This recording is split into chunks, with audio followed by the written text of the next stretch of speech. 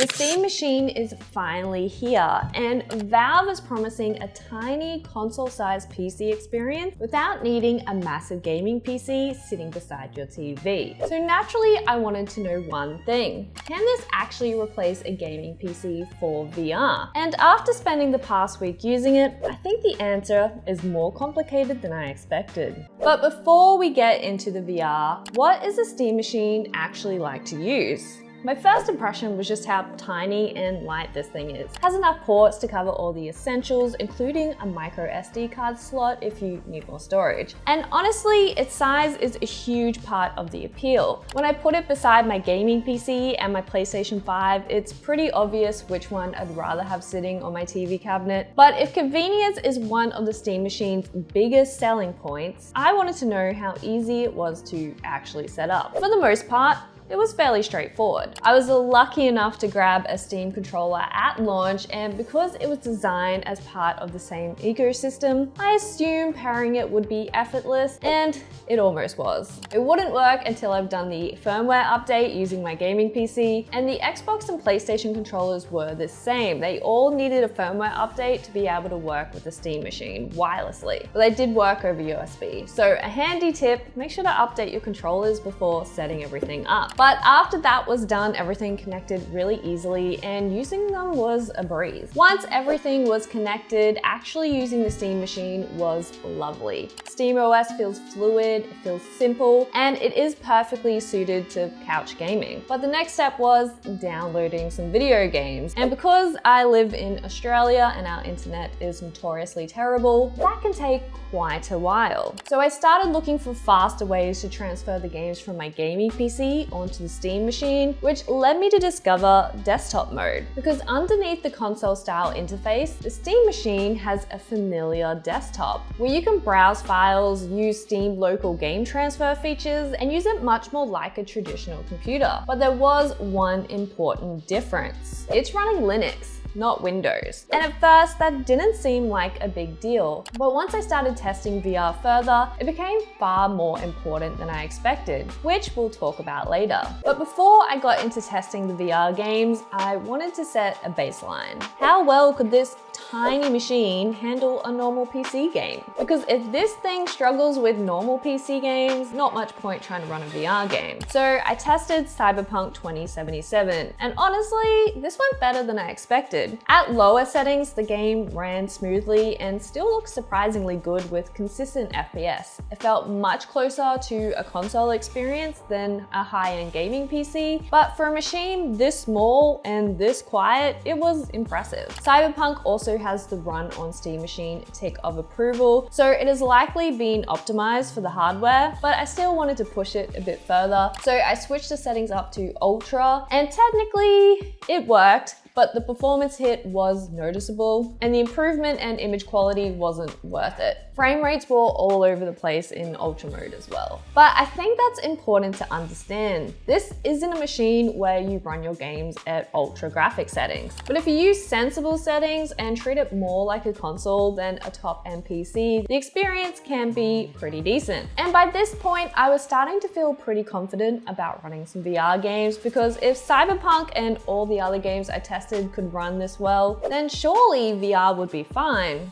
Right? The next step was connecting my Quest 3, and honestly, this might have been the biggest surprise of the entire experience. I opened Steam Link on the Meta Quest, selected the Steam Machine, and within a couple of minutes, I was standing inside SteamVR. It was incredibly quick, and there was no complicated setup process. There's no cables running across the room, no navigating a dozen menus, it all just worked. And that simplicity might be the strongest argument for pairing the Steam Machine with a Quest. It feels much closer to launching a console than setting up a traditional gaming PC. Of course, the quality of wireless streaming will depend heavily on your home network. The connection between your Steam Machine, router, and Quest can make a huge difference. But with my setup, the experience was surprisingly seamless. My Quest controllers were recognized instantly, and I could browse my entire SteamVR library much like I would on my normal gaming PC. There were a couple of strange quirks, like for some reason, Steam Link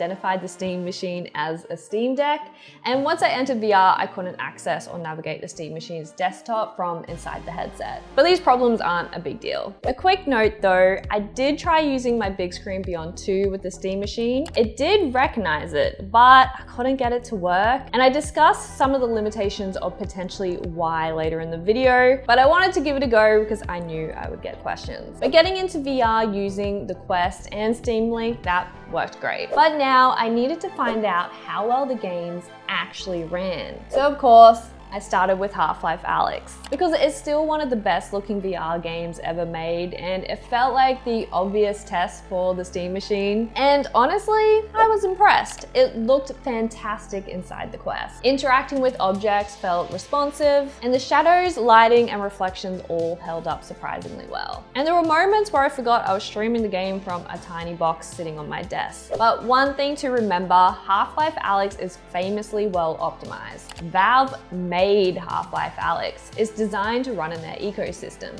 And Valve may have also specifically optimized it for the Steam machine and potentially with the Steam frame in mind. So one successful game doesn't really tell us how everything else will perform. But as a first impression, this was extremely promising. At this point, I was starting to think the Steam machine might actually pull this off. Then I opened Beat Saber. This is a game I know inside out. And strangely, one of the least visually demanding games I tested gave me some of the biggest problems. The music would occasionally skip, and I experienced sudden lag spikes, and in a rhythm game where latency matters, even a small interruption can completely ruin a song. I tried lowering the graphical settings, but that didn't completely fix it. I also tested synth riders as well to make sure it wasn't game related, but I experienced the exact same issues in synth riders. So that was both disappointing and confusing.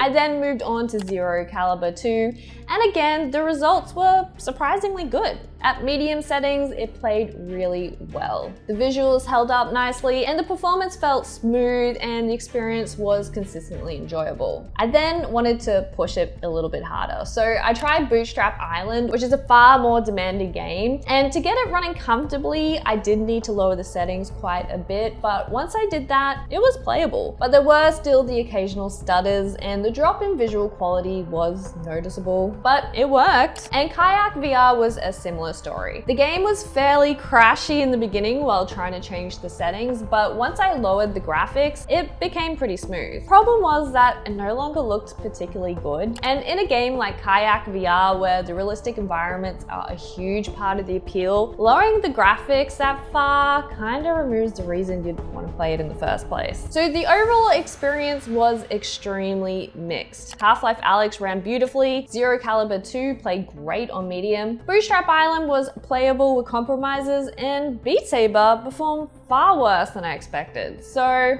yes, the Steam machine can absolutely run VR games, sometimes remarkably well, but the results varied dramatically between titles, and I couldn't always tell whether those differences were caused by the game, the Steam machine, the SteamVR, or the Steam Link connection. That unpredictability made it feel far less consistent than using my normal gaming PC, but performance wasn't the only difference, because PC VR isn't just about launching games. A huge part of what makes PC VR great is everything surrounding the game. Things like mods, alternative streaming apps like virtual desktop, community tools, headset software, and being able to use different VR hardware and accessories. And this is something very important to consider when comparing the Steam machine to a standard gaming PC, because SteamOS is built on Linux, not Windows. And Valve have done an incredible job of building an OS on top of that runs seamlessly. But once you step outside of the supported Steam experience, the operating system starts to matter. For example, virtual desktop is one of the most popular ways to connect a Quest to a gaming PC. But you can't just simply install the PC Streamer app on the Steam machine the same way you would on Windows. Steam Link did work quite well for me, so it wasn't really a deal breaker, but it does mean you have fewer options. And the same applies to mods. Some simple mods may work perfectly well, but many rely on Windows installers or mod managers or additional supporting software for them to work. So you can't assume that everything you use on a Windows gaming PC will also work on the Steam machine. Now, there are compatibility tools like Proton that can sometimes run Windows software on Linux, and I'm sure someone out there with more Linux experience than I do could probably get it working better than I did, because I did try, but that can also mean researching workarounds, changing settings, and troubleshooting errors. So I want to be very clear, I'm not an experienced Linux user. I've also never owned the Steam frame, but I think for people who want an easy plug and play solution, need to be aware of that. There definitely may be solutions I simply haven't discovered, but I also think that's part of the point. The biggest appeal of the Steam machine is supposed to be simplicity. If accessing certain parts of PC VR requires becoming a Linux expert, it starts to kind of defeat the purpose. But for people who love tinkering, maybe right up your alley. Because SteamOS is quite impressive, and desktop mode gives you so much more control. And the more time I spend using the Steam machine, the more I understand why Steam Deck owners love the ecosystem. There is a surprisingly amount you can do, but you need to know how to do it. And you also need to accept that a lot of the wider PC VR ecosystem was designed around Windows. So while the Steam machine gives you access to Steam VR games, if you care about mods and alternative apps or hardware, it may not give you access to everything you associate with owning a gaming PC. And that wasn't the only limitation I discovered.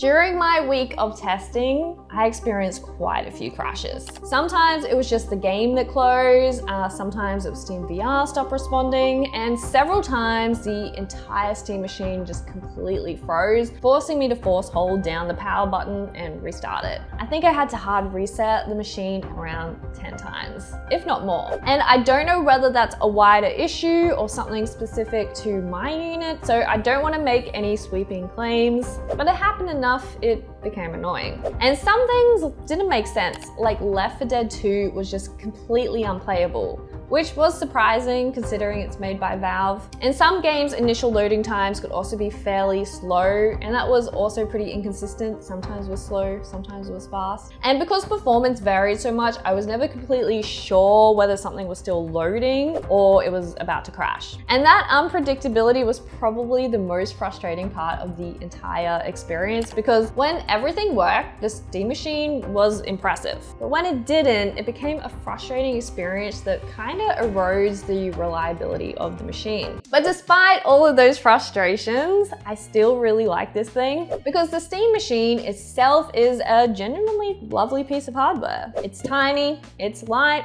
it's nice and cool, and it is incredibly quiet. Compared with my normal gaming PC that you can probably hear now, the difference is enormous. My desktop can sound like it's preparing for a takeoff when launching a demanding game. And the Steam machine barely made a peep, no matter how hard I pushed it. I tried. But that makes it far more appealing as a permanent living room device. SteamOS also feels fantastic when you stay within the experience it was designed for. The interface is fluid and works very nicely with the controller, especially the Steam controller. And once everything is downloaded and working, it feels much closer to using a console than a traditional computer. But that's also what makes the Steam machine so difficult to judge, because for what it is designed to be, a compact machine for couch gaming, it does a lot really well. But if you're expecting it to offer everything a traditional gaming PC can do, particularly for VR, you may come away disappointed, especially once you consider the price in comparison to a standard PC build or even a console. So can the Steam machine replace a gaming PC for VR? I think the honest answer is not completely, but that doesn't mean it fails. If your main reason for wanting a PC VR setup is to access the Steam VR library, well, the Steam machine does a surprisingly good job at that. And if you're pairing it with a Quest through Steam Link and in the right games, you can get a pretty impressive VR experience, especially from a box that's tiny, quiet, and sitting on your television TV cabinet. And it feels much closer to using a console than a traditional PC. But PC VR is about more than simply launching Steam games. It's also about mods and alternate apps. and different hardware, and the freedom to customize the experience however you like. And for me, it's about the impressive graphics. And that's where the Steam machine feels more limited. Some games also need major visual compromises, while the crashes and complete system freezes made the overall experience a little less reliable. But I'm confident that this could be something Valve addresses over time, just like they did with the Steam Deck. But of course, we need to talk about the Steam Frame, because Valve's new headset is designed to run games standalone. So once that arrives, fingers crossed it's this week, the question may no longer be whether the Steam machine works well with the Steam Frame. It may be whether you need the Steam machine for the Steam Frame at all,